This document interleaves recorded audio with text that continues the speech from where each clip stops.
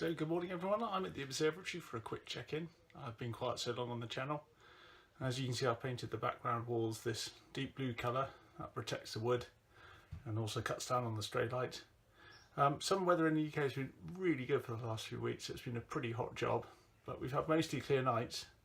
But of course up here at 52 degrees north, it's light for so long, it doesn't really get properly dark until about 1 in the morning, at which point it starts getting light again. And for fact, a few weeks around the summer solstice, we don't get any proper astronomical darkness at all. So I haven't really been doing any actual observing. So I've been enjoying watching Venus and Jupiter in the evening sky. Both planets are out of sight from the observatory, they're behind the row of trees. So I'm having to use my second-hand 6-inch Mac on the Altaz tracking mount, which I keep just down here. So the great thing about this telescope is that I can pick it up and be outside observing in literally just a few minutes. And it definitely seems to punch above its weight, and being relatively compact, I can fit it inside a small hand carry suitcase on the aircraft. So over these summer evenings it's been great fun watching Jupiter, watching the storms go past on Jupiter and the Galilean moons, the dynamic movement of the planets, and also watching Venus change phase as it goes through from week to week. So quickly interrupt the video here. This is the telescope outside. Here I am looking at the lunar limb, and as I was saying earlier, the great thing about this telescope is I can pick it up and put it around the garden wherever I want. We're surrounded by trees here, so being able to position the telescope easily, quickly, and set it up and then have it tracking is great for when the moon's down low or the planets are down low.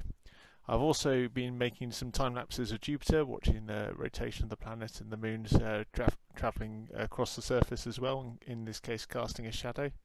And also Venus has been quite a pleasant sight in the evening sky, and you can see its phase changing here. And I carry on taking these pictures and be able to put them together afterwards, and you'll see the planet grow in size and also shrink down from a gibbous phase down to a thin crescent.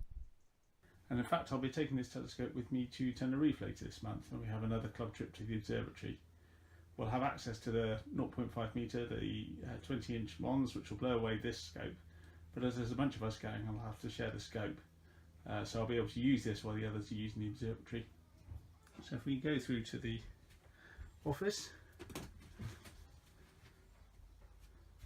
So here's the start of my kit that I'm taking out with me to Tenerife. I'll have the telescope, the mount, the planetary camera, I'll have my eyepieces as well. I've got a DSLR, my binoculars, and this means I can be observing the planets in the observatory or be outside with my own telescope or chilling out with the binoculars and have the camera clicking away. So the binoculars, the DSLR and the 6-inch Mac all fit inside my hand carry suitcase. And then I wrap that all up in t-shirts and bubble wrap and all that sort of thing. And in the whole suitcase, along with all my other stuff for the trip, goes the tripod, extension cables, plug adapters, all that sort of thing, all the more robust stuff. So I've got everything laid out, semi-packed now, ready to go to Tenerife. So this is what I'm taking with me on the aircraft. This is a 56 by 40 by 25 bag. And I've checked that with the tape measure, and so this is now airline carry-on legal, so I can take it on the EasyJet flight to Tenerife, and this can go with me in the cabin. So I've got the 6-inch Mac sitting in there.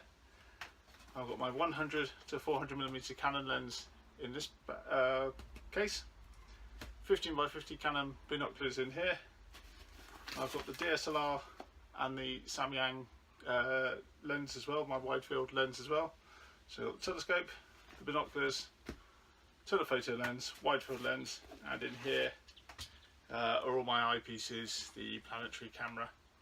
So all my delicate optics all come with me in the cabin. Put that in the overhead luggage. You have to pay a little bit extra to get one of the premium seats. So you also get the advantage of speedy boarding, and you get extra legroom as well. I've also then got going with me in my sort of carry bag, my rucksack, got the flip mirror, the right angle, the red dot finder, and a couple of filters as well, or I'll try and squeeze those in a suitable space in there. I've then got the harder stuff which will then go in the suitcase. It's got sketching kit, notebook, my clipboardy folder thing, and my rather battered pocket sky atlas. That'll all go in the suitcase. And I've got a whole heap of little accessories, plastic things and bits and bobs, the extension cable, plug adapters, that'll all go in the suitcase. Dew shield as well for the Mac. And then of course the tripod and the mount will all go in there as well. So I'll get that packed up and show you that in a moment. So here's all the heavy stuff packed up in the suitcase. And you see I've got the camera tripod, the mount, the tripod for the 6-inch Mac. I've got the dew shield here, and inside the bubble wrap is the tracking head itself. So I've got plenty of space then for a few t-shirts, shorts, wash kit, all that sort of stuff. And then what I do, just to give a little bit of protection, I've got a down jacket and a fleece that I can wrap the tripods up in, give them some more protection. And it's strange because the UK weather at the moment is absolutely glorious. We've had week after week of sunshine, heat wave, drought. So it's strange having to pack up all your winter gear to go and spend the nights up on top of a mountain, but it gets so cold up there that you definitely need a fleece and a jacket as well, certainly in the small hours and if the wind picks up as well. So there we have it. All the hard heavy stuff in there, the mains adapter and the plugs and all that sort of stuff, power will go in there. And then we have an expeditionary capability. Got the 6-inch Mac, I can do tracking, watch Jupiter's moons, watch this dust storm on Mars, watch Venus. I've got binoculars, got a camera, got tracking mounts. It's perfect, I've got everything I need.